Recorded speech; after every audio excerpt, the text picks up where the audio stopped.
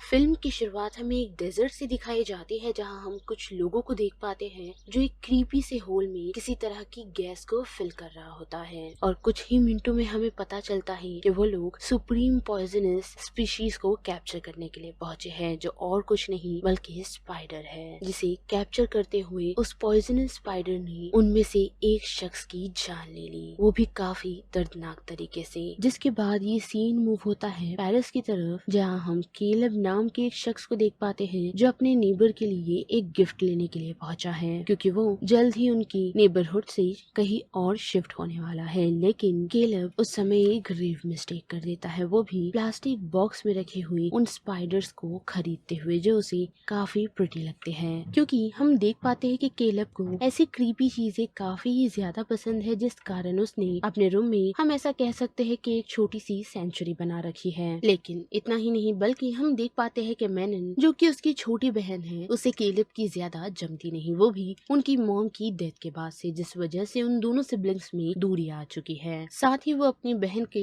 घर को रिपेयर कर रहे दोस्तों से काफी चिढ़ा हुआ रहता है। लेकिन इतना ही नहीं बल्कि हम देख पाते हैं कि केलब अपनी लाइफ को उसी तरह जीता है जितना वो कमाता है और साथ ही ज्यादा चीजों का उसे शौक भी नहीं। पर उसी के साथ हम देख पाते हैं कि वो कोई रेगुलर जॉब नहीं करता बल्कि नकली जूतों को बेचता है जिससे वो उतना कमा लेता है जितना उसे जीने के लिए सफिशिएंट हो। साथ ही वो अपने दोस्तों की बाइक चोरी कर रहे कामों में भी अप्रूव नहीं करता, उनका साथ नहीं देता। और पार्टी जाने के घाई में केलब उस स्पाइडर को शूज के बॉक्स में छोड़ सीधा अपने नेबर तोमानी के घर आ पहुंचता है और थोड़ा एंजॉय कर वो घर लौट आता है। साथ ही उसने तोमानी को एक स्नीकर गिफ्ट देने का डिसाइड किया है जिसे वो दे भी देता है। लेकिन हम देख पाते हैं कि तोमानी के स्नीकर के अंदर वही स्पाइडर छुपा हुआ है जिसे देख वो काफी डर जाता है और उसे मारने की कोशिश करता है। पर अनफॉर्चुनेटली उस स्पाइडर को मारते ही वो स्पाइडर और भी काफी सारे स्पाइडर्स में बदल जाती है जिसके बाद वो तोमानी की ही जान ले लेते हैं, जिसकी डेथ से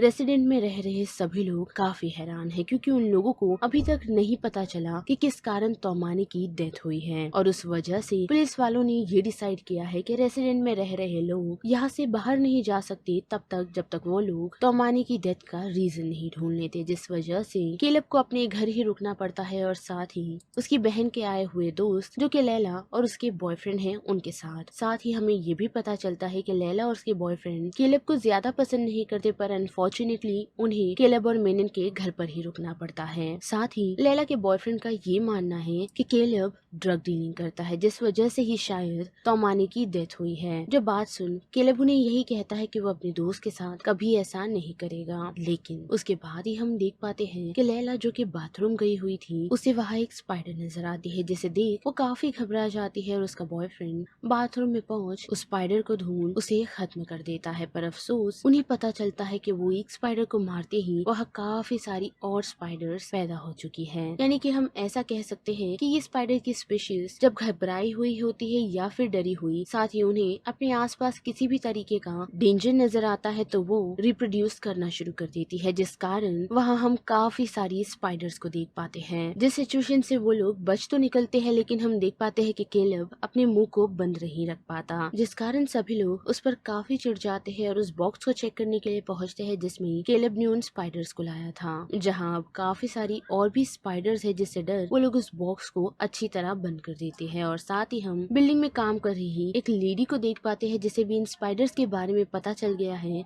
पर अनफॉर्चुनेटली उस लेडी को भी वो सभी स्पाइडर्स मिल खत्म कर देते हैं। जिसके बाद सभी लोग मिल ये डिसाइड करते हैं कि इनको मारने का कोई तरीका तो नहीं, लेकिन वो लोग इस नर्क से बाहर जरूर निकल सकते हैं जो प्लान जॉडी का है। लेकिन यहाँ से निकलने से पहले केलब ये डिसाइड करता है कि वो अपने पड़ोसियों को भी इन सिचुएशंस के बारे में आगाह करेगा, पर अनफॉर्चुनेटली बिल्डिंग में रह रहे लोग उसकी बातों पर भरोसा नहीं करते। पर साथ ही कुछ लोग जो काफी हैरान है उन मकड़ियों की वजह से और कुछ लोगों की तो मौत भी हो चुकी है, जिससे केलब परेशान है और साथ ही माइट्स भी। पर उन लोगों के पास कोई रास्ता नहीं, जिस वजह से उन्हें ये समझ आ जाता है कि यहाँ रह रहे लोगों ने चीजें एक्सेप्ट कर ली हैं और उन्हें यहाँ से निकलना ही नहीं, जिस कारण वो लोग वापस जाकर यहाँ से निकलने का प्लान बनाते हैं, जिसके लिए उन लोगों ने पार्किंग में जाने का डिसाइड किया है। पर अनफॉर्चुनेटली वहाँ पहुँच सभी लोग काफी हैरान रहते हैं क्योंकि वहाँ काफी सारी मकड़ियों ने ऑलरेडी कब्जा जमा लिया है। साथ ही उन लोगों ने पार्किंग लॉट को एक मेकओवर भी दिया है, वो भी बड़े बड़े और छोटे छोटे जालों की मदद से, जिसमें हम कुछ बॉडी पार्ट्स को भी नोटिस कर पाते हैं, जिससे सभी लोग काफी घबराए हुए हैं। पर उन लोगों को इस सिचुएशन से एनी हाउ निकलना है, जिसके लिए एक ही रास्ता उन लोगों के सामने मौजूद है। पर उस रास्ते को क्रॉस करने के लिए उन्हें काफी सारी मकड़ियों का सामना करना है, जहाँ से वो लोग निकलने के लिए रेडी तो है, लेकिन उन्हें पता चलता है कि लाइट्स बार बार बंद चालू हो रही है, जो उन लोगों के लिए घातक साबित हो सकती है, क्योंकि मकड़ियों से बच निकलने का एकमात्र तरीका फिलहाल लाइट्स है। जिस वजह से मीनिन ये डिसाइड करती है कि जब तक सभी लोग उस पाथवे को क्रॉस नहीं कर लेते, तब तक वो लाइट्स को चालू रखेगी। और हम देख पाते हैं कि सभी लोग उसकी बातों को मान उस पाथ को क्रॉस कर जाते हैं। पर जैसे ही मीनिन उस पाथ को क्रॉस कर रही होती है, तो अचानक लाइट बंद हो जाती है। पर एनी हाउ हम देख पाते हैं कि केलब अपनी बहन को उस सिचुएशन से निकालने में कामयाब होता है। जिसके बाद जब सभी लोग 15th फ्लोर पर जाने का डिसाइड करते हैं, यानी कि रूफ पर, ये सोच कर के वहाँ वो लोग सेफ रहेंगे। जहाँ जाते हुए अनफॉर्चुनेटली जॉर्डी का पैर एक वेब में फंस जाता है और ना चाहते हुए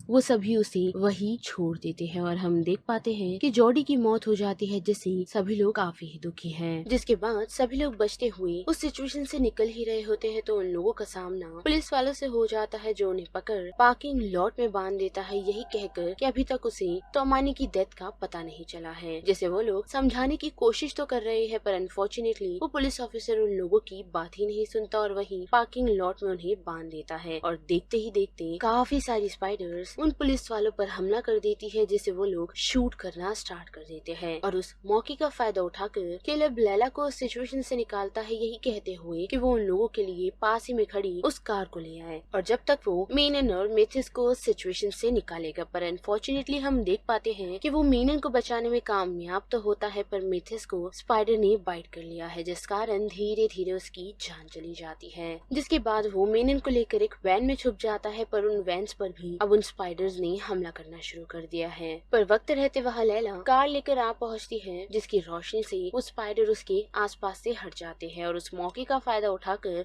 वो लोग जल्द से लैला की कार में बैठ जाते हैं। पर अनफॉर्चुनेटली उन लोगों के सामने एक काफी बड़ी स्पाइडर अब खड़ी हुई है, यानी कि पार्किंग लॉट से निकलने के एक लौते रास्ते पर वो स्पाइडर उनका रास्ता रोकती हुई खड़ी है, जहाँ हम केलब की चालाकियों को नोटिस कर पाते हैं कि वो लैला को उस स्पाइडर को लाइट से बेवकूफ बनाने के लिए कहता है, जिसमें वो कामयाब होती है। और उस मौके का फायदा उठाकर केलब पार्किंग लॉट के दरवाजे को ओपन कर देता है, जिस मौके का फायदा उठाकर वो तीनों सिचुएशन से निकल जाते हैं। और हमें दिखाया जाता है कि कितने सारे लोगों ने इन स्पाइडर्स के रहते अपनी जान खोई है, जिनमें कुछ रेसिडेंट के लोग भी थे और साथ ही कुछ पुलिस वाले भी। लेकिन वक्त रहते पुलिस वाले और बाकी सभी लोगों ने मिल उन स्पाइडर्स की सिचुएशन को कंट्रोल कर लिया था। और साथ ही हम देख पाते हैं कि केलब अभी भी अपने दोस्तों की मौत से नहीं निकल पा रहा, लेकिन उसे इंसेक्ट से अभी तक नफरत नहीं हुई, क्योंकि जैसा कि हम सभी को मानकर ये चलना चाहिए कि जानवर हो या फिर इंसेक्ट, वो हम पर तब तक अटैक नहीं करते जब तक हम उन पर अटैक नहीं करते।